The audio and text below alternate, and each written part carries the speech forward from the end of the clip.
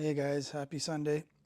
So today's video, and I know it's been a little while, I'll try not to make this one as boring and poor quality as the last one.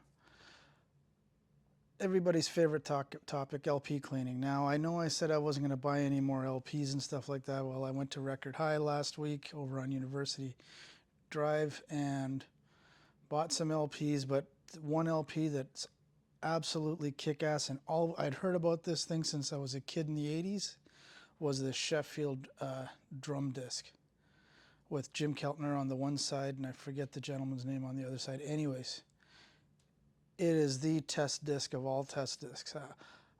I don't know. I don't know if it was used and abused in the 80s and early 90s, but in my living room with the subs turned off, these Cornwall 4s just lit up the room. I mean, everything, bass definition, it just, and again, I know what a drum kit sounds like, especially a kick drum, because my son used to be a drummer, right? I know what a cymbal's supposed to sound like, a hi-hat, so it just absolutely gorgeous, gorgeous recording. Okay, I got that out of my system.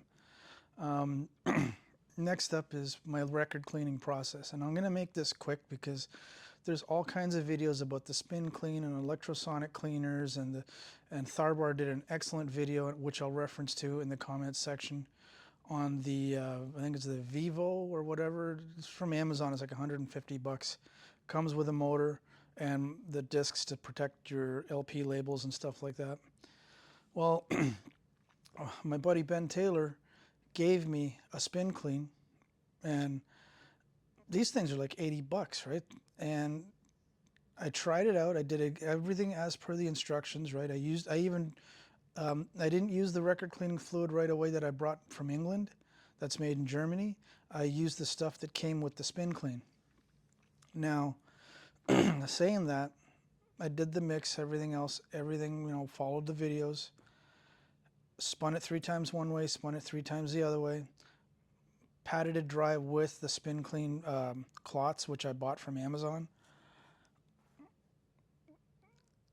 All I got was static in the grooves, surface noise and all this, and I'm like, so it's almost as if any crud that was in the LPs was lifted to the surface but was never removed.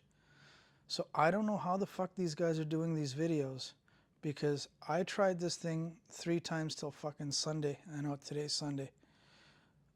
I couldn't fucking clean the records properly. Every time it's like, yeah, everything was coming up to the surface. So then I thought, okay. And again, I'm using discs that I don't really care about. And I wound up scratching my brand new Echoes pressing, which compared to the CD version, the CD actually sounds better than the LP. And I'm going to get to that later in the video too.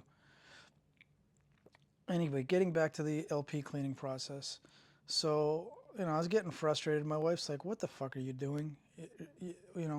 I says, right now I can't afford to give Mike over at InGroove, I think it's $5 per LP that he cleans for you. I don't know if that went up or not, and he does an excellent job, but I just can't afford it right now. So I had the record cleaning fluid from England. I've got the spin clean. I said, okay, same problem with the German-made fluid. I'm getting the shit stuck in the groove. All right. So that's when I bit the bullet. I bought the $150 Electrosonic cleaner. And you see all these videos. By the way, this actually has something to do because it's got alcohol in it too, right? Just can't clean records with it. I wish you could. Well, no, that'd be an expensive way to do it. Oh yeah, sorry guys. Cheers. So anyway, all right, so all this is going on. I'm getting frustrated. I'm like, what the fuck did I do? Bought the Electrosonic cleaner and I said, okay, I'll take the mix from the spin clean, put the right proportions in it, dump it all into the Electrosonic tank, let it run. And it got a little better, but it wasn't 100%. There was still some surface noise and things like that.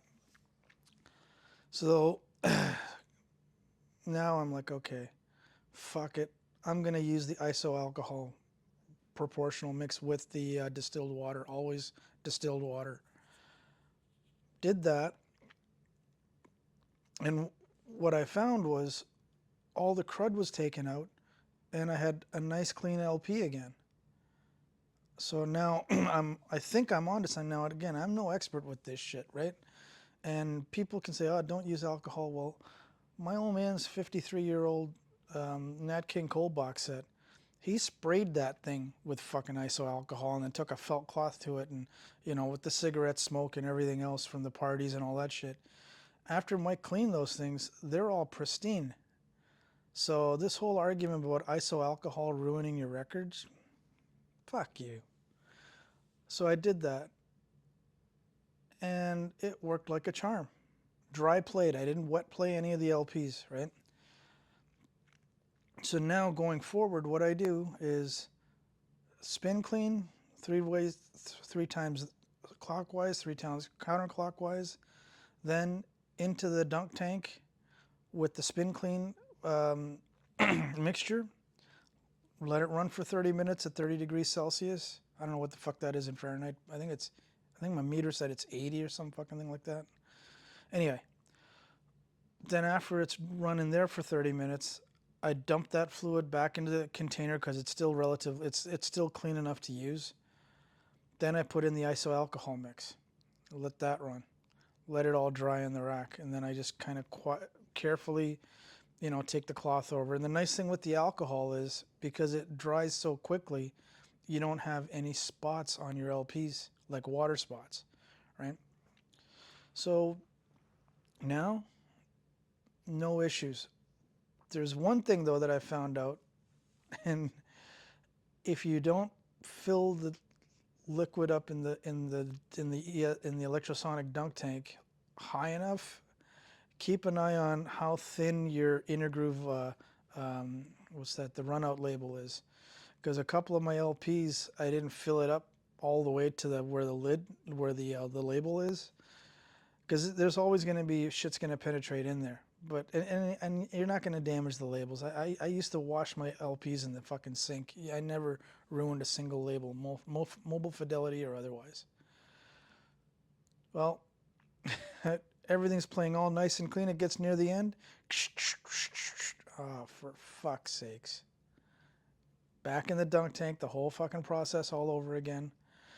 Now, the other argument is you're supposed to clean new LPs when you first get them. And I'm of I call bullshit on that. I've even got LPs that have fingerprints from the factory, grease marks from the factory, and I haven't bothered cleaning them because I don't want to risk getting shit in the grooves by accident, right? And these are like $40, $50 brand new pressings. So if there's no surface noise, nothing, it ain't broken, I ain't gonna try to fucking fix it. One thing I will say though, I did take a cheaper new pressing LP and did the whole cleaning thing. I didn't hear a fucking difference. Crisp, more clearer highs, better mid range, more bass. Bullshit. Now, under a microscope, of course it's gonna look like shit. But I've got a back in its day $2,000 cartridge on my fucking turntable with a microline stylus. That thing will track through fucking mud if it had to. So there you go, guys. That's my quick video on LP cleaning. Next video, which I kind of hinted at the beginning here, is a sound comparison. And that's going to be the Steely Dan Analog Productions SACDs versus the Steely Dan Citizen box set CDs versus the Gaucho CD from the mid 80s. And that'll be the next video. And like I said, I'll cut this one off, guys. Thanks for watching. Sorry for the delay. I'll make sure there's pictures within this video so that my blabbering isn't as boring. Cheers again, guys.